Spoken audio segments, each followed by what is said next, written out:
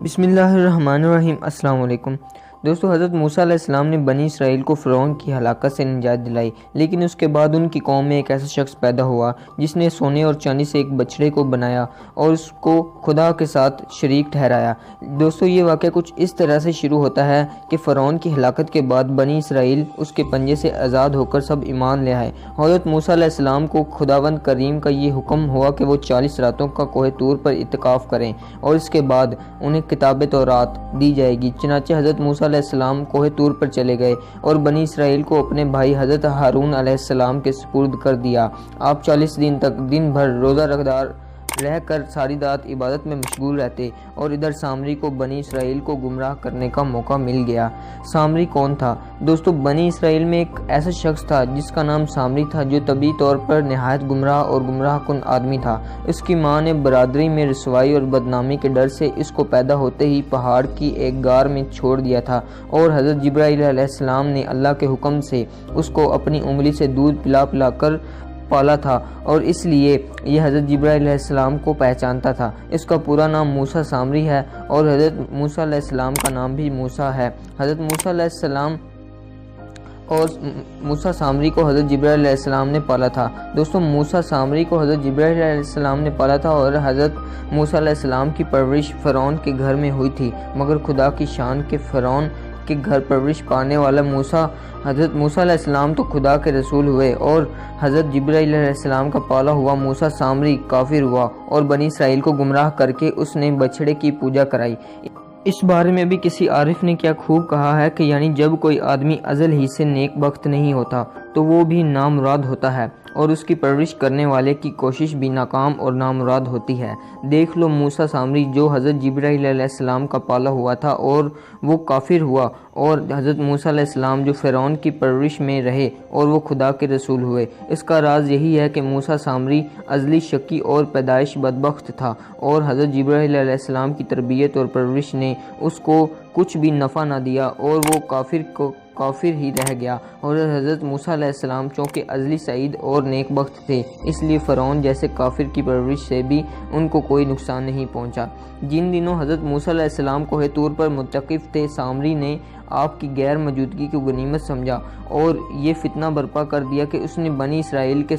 سونے چاندی کے زیورات کو مانگ کر پگھلایا اور اس سے ایک بچڑا بنایا، اور حضرت جبرائیل علیہ السلام کے گھوڑے کے قدموں کی خاک جو اس کے پاس محفوظ تھی، اس نے وہ خاک بچڑے کے منہ میں ڈال دی تو وہ بچڑا بولنے لگا۔ پھر سامری نے مجمع میں عام تقریر یہ شروع کر دی کہ اے بنی اسرائیل، حضرت موسیٰ علیہ السلام خدا سے باتیں کرنے کے لیے کوہ طور پر تشریف لے گئے ہیں، لیکن خدا تو خود ہمارے اور ہم لوگوں کے پاس آ گیا ہے، اور بچڑے کی طرف اشارہ کر کے بولا، یہی خدا ہے۔ سامری نے ایسی گمراہ کن تقریر کی کہ بنی اسرائیل کو بچڑے کے خدا ہونے کا یقین آ گیا۔ وہ بچڑے کو پوجنے لگے، اور 12,000 آدمیوں کے سوا ساری قوم نے چاندی سونے کے بچڑے کو بولتا دیکھ کر اس کو خدا مان لیا، اور اس کے آگے سربسجود ہو کر اس بچڑے کو پوجنے لگے۔ چنانچہ خداوند اقدس کا ارشاد ہے کہ اور موسیٰ کے بعد اس کی قوم اپنے زیوروں سے ایک بچڑا بنا بیٹھی، بے جان کا دھڑ تھا، وہ گائے کی طرح آواز کرتا تھا۔ جب 40 دنوں کے بعد حضرت موسیٰ علیہ السلام خدائے عز و جل سے ہم کلام ہو کر تورات شریف ساتھ لے کر بستی میں تشریف لائے اور قوم کو بچڑا پوجتے ہوئے دیکھا تو وہ آپ بے حد غضبناک اور بے حد غضب و جلال طاری ہو گیا۔ آپ نے جوش و غضب میں اپنے بھائی حضرت ہارون علیہ السلام کی داڑھی اور سر مبارک کے بال پکڑ کر گھسیٹنا اور مارنا شروع کر دیا، اور فرمانے لگے کہ کیوں تم نے ان لوگوں کو اس کام سے نہیں روکا۔ حضرت ہارون علیہ السلام معذرت کرنے لگے، جیسا کہ قرآن مجید میں ہے کہ کہا، اے میرے ماں جائے قوم نے مجھے کمزور سمجھا اور قریب تھا کہ مجھے مار ڈالیں، تو مجھ پر دشمنوں کو نہ ہنسا اور مجھے ظالموں میں نہ ملا۔ حضرت ہارون علیہ السلام کی معذرت سن کر حضرت موسیٰ علیہ السلام کا غصہ ٹھنڈا پڑ گیا۔ اس کے بعد آپ نے اپنے بھائی حضرت ہارون علیہ السلام کے لیے رحمت اور مغفرت کی دعا فرمائی۔ پھر آپ نے اس بچڑے کو توڑ پھوڑ کر اور جلا کر اور اس کو ریزہ ریزہ کر کے دریا میں بہا دیا۔ پھر اللہ تعالیٰ کا یہ حکم نازل ہوا کہ جن لوگوں نے بچڑے کی پرستش نہیں کی اور وہ لوگ بچڑا پوجنے والوں کو قتل کریں، چنانچہ سامری سمیت 70,000 بچڑے کی پوجا کرنے والے قتل ہو گئے۔ اور اس کے بعد یہ حکم نازل ہوا کہ حضرت موسیٰ علیہ السلام 70 آدمیوں کو منتخب کر کے کوہ طور پر لے جائیں اور یہ سب لوگ بچڑا پوجنے والوں کی طرف سے معذرت طلب کرتے ہوئے یہ دعا مانگیں کہ بچڑا پوجنے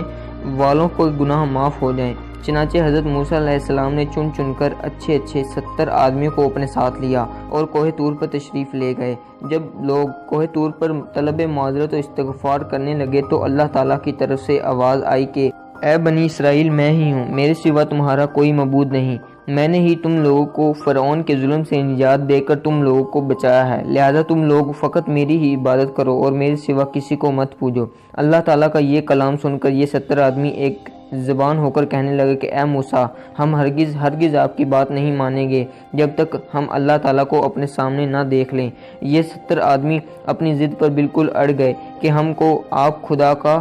دیدار کرائیے، ورنہ ہم ہرگز نہیں مانیں گے کہ خداوند عالم نے یہ فرمایا ہے کہ حضرت موسیٰ علیہ السلام نے ان لوگوں کو بہت سمجھایا، مگر یہ شریر و سرکش لوگ اپنے مطالبے پر اڑ کر رہ گئے اور اڑے رہے، یہاں تک کہ اللہ تعالیٰ نے اپنے غضب و جلال کا اظہار اس طرح فرمایا کہ ایک فرشتہ آیا اور اس نے ایک ایسی خوفناک چیخ ماری کہ خوف و ہراس سے لوگوں کے دل پھٹ گئے اور یہ 70 آدمی مر گئے۔ پھر حضرت موسیٰ علیہ السلام نے خداوند عالم سے کچھ گفتگو کی اور ان لوگوں کے لیے زندہ ہو جانے کی دعا مانگی تو یہ لوگ زندہ ہو گئے۔ دوستو، یہ واقعہ عجائب القرآن سے ماخوذ کیا گیا ہے۔ دوستو، پسند آنے کی صورت میں لائک کریں، دوستوں کے ساتھ ویڈیو شیئر کریں اور اس طرح کی ویڈیوز دیکھنے کے لیے ہمارے مائی چینل فیکٹ کو لازمی سبسکرائب کریں تاکہ اس طرح کی ویڈیوز آپ کو دیکھنے کو ملتے رہیں، اور چینل کے بیل آئیکن کو بھی دبا دیں تاکہ آپ کو نوٹیفیکیشن بار میں ہماری نئی سے نئی نوٹیفیکیشن ملتی رہے۔ تو نیکسٹ ٹائم کے لیے اللہ حافظ۔